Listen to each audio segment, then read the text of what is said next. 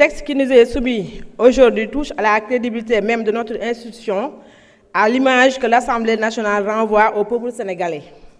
Être député n'est pas un privilège honorifique, c'est une responsabilité. Le peuple sénégalais nous élit pour être présent là où la nation débat, contrôle l'action gouvernementale et vote les lois de la République. Et parmi les marqueurs les plus forts de cette 15e législature, il faut reconnaître, et nous vous devons une fière chandelle, Monsieur le Président, le retour progressif de la ponctualité, de la discipline et de la rigueur dans le fonctionnement de notre Assemblée nationale. Aujourd'hui, les séances commencent davantage à l'heure.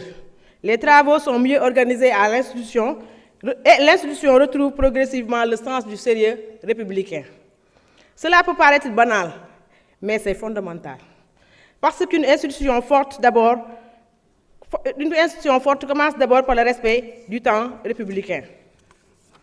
La ponctualité et l'assiduité ne sont pas de simples questions administratives. Elles traduisent le respect que nous devons au peuple sénégalais et aux responsabilités qu'il nous a confiées. Cette réforme s'inscrit donc pleinement dans cette dynamique de rupture, d'exemplarité et de redevabilité que la 15e législature veut incarner. Je voudrais également saluer l'équilibre du texte. Nous ne sommes pas dans une logique de sanction aveugle ou excessive. Le dispositif proposé est juste proportionné. Les sanctions sont graduées, les excuses légitimes sont reconnues et les droits du député sont garantis à travers une procédure contradictoire. Mes chers collègues, nous ne devons pas exiger la reddition des comptes du gouvernement si nous refusons l'exemplarité pour nous-mêmes. Nous ne pouvons pas dénoncer l'indiscipline dans l'administration publique tout en tolérant l'indiscipline parlementaire. Le mandat parlementaire n'est ni une rente ni un confort. C'est une mission au service exclusif du peuple sénégalais. Et cette mission exige présence, engagement, travail et responsabilité. Cette proposition de loi donc un message clair. Envoie donc un message clair. La représentation nationale implique des droits, mais aussi des devoirs, parmi lesquels l'assiduité occupe une place essentielle. Pour toutes ces raisons, je voterai résolument cette proposition de loi. Monsieur le Président, je vais tout direct sur Olof. Le travail est une manière de se soumettre à Dieu. Liggéey jaamu yàlla la te loolu la ñu président Ousmane Sonko jàngal liggéey jaamu yàlla la politique kon jaamu yàlla la. Monsieur le Président, bu doon xool ci yow rek yaakaar naa absence du am dinañ assidu dinañ ponctuel parce que nag loolu ngay incarné loolu lañ gis ci yow di nga ñëw heure di nga liggéey si boo génnul à l'étranger wala amoo benn mission di nga liggéey si te heure buy parfois sax yaa ñu jiitu ci biir hémicycle bi donc war nañ xool ci yow ci loolu.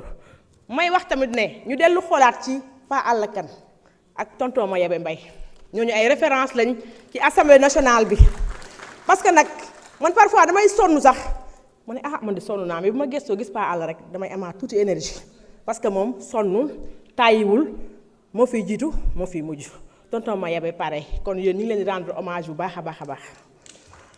les députés de Pastef ngeen tàcc seen bopp bu baax a baax yéen bu ñuy wax lii yéen taxaw leen de yéen taxaw leen lii ñi ko moom. xam nañ seen bopp wax dëgg yàlla parce que nag 14 commissions moo am assemblée nationale wax naa ko fii 14 commissions yooyu député Pastef yi ñoo ciy nekk suba guddi ak bëccëg parfois on est sur le terrain de 9h à 22h parfois de 9h à minuit te sonnoo leen tàyyiwu leen kon yéen projet de loi bi yéen taxu leen ñuy wax ñi ko moom xam nañ seen bopp. may ñëw rek di wax ne sànq am na lu am solo lu honorable Ousmane wax mais am na député boo xam ne installation la fi gëj. su nekkee mi ngi lekk salaire am vraiment mi ngi lekk riba su nekkee lekk kon nag ma xam ne kon kooku moom am na lu yàlla def si moom mais nga gëj fi installation man de tey bu ñu ma wanul photo am du ma ko xam muy Ablaye Sylla xaw ma ko je ne le connais pas depuis installation moom fi ñuy photo ay photo am partage ko ci Facebook bi lañ ko gëj a gis ba léegi si anam fu mu nekk na ñëw liggéey si fekkee bëgg na salaire am leew. Monsieur le Président kon ñu ngi lay nuyu waat bu baax di la gërëm di la sant président groupe parlementaire Ayib Daffé ñu ngi lay jaajëfal bu baax ci projet de loi bi lu am solo la. yaakaar naa nag liggéey jaamu yàlla la kon bu ñu yàlla nattoo ñu ñëw fi di liggéey man dama daan am vacances 3 mois am fête Pâques am fête Noël amatuma ko di travail 24 heures sur 24 dimanche rek laa dul liggéey soo leen xoolee sama bët yi sax ngeen xam ne sonn naa mais sañu ma noppalu parce que man maa choisir ñëw assemblée nationale donc dama koy assumer damay liggéey chaque jour dem leen doxantu leen ngeen dem Croix-Bleue député yi ñu ngi feebar rek ñu leen fay yóbbu daanoo guñ fii de mais ñu ngi daanu seen kër yi ñu leen yóbbu Croix-Bleue les députés de Pastef laa wax nag de ñoom ñi nga xam ne ñooy liggéey wasalaam. jërëjëf honorable Abdoulaye Thomas Faye doyen Mayabé Mbaye se prépare.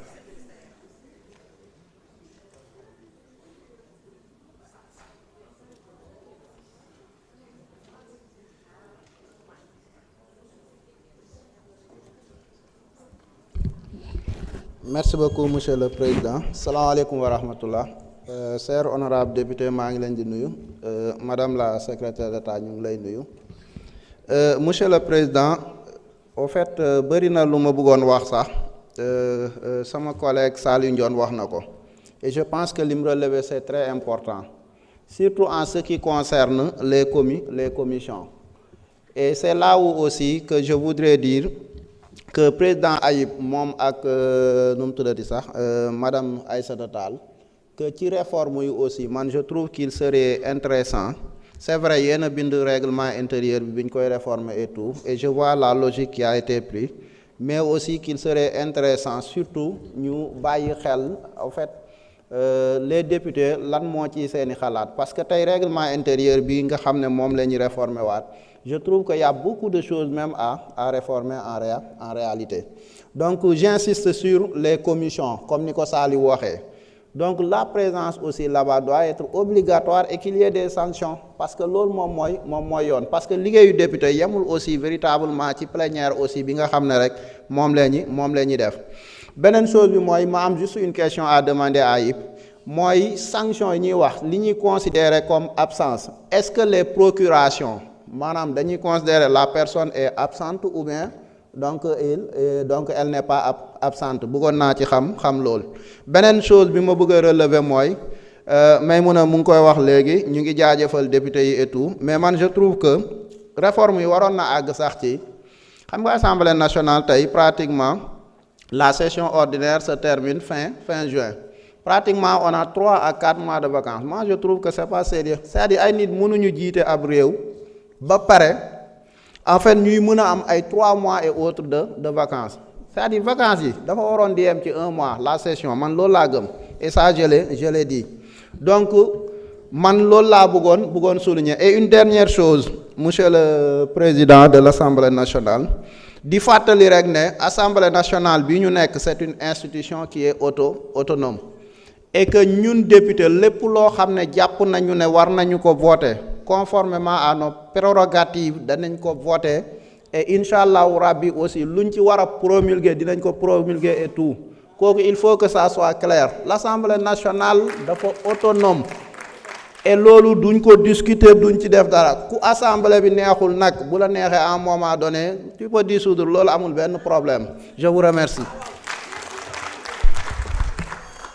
Merci honorable doyen Mayabé Mbaye. Thierno Alassane